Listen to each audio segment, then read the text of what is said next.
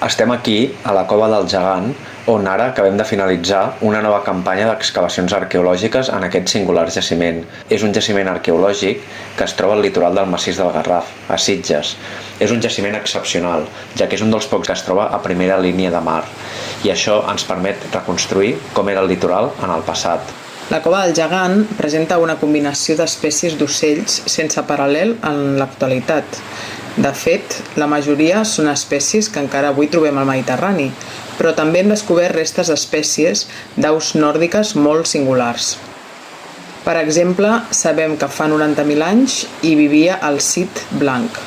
Fa 45.000 el pinsà dels pins, el trencapinyes bec gros i el pinsà borroner. I finalment, fa 40.000 anys, el duc blanc. I per què les trobem a Sitges? Doncs aquestes aus es van refugiar d'episodis de fred extrem.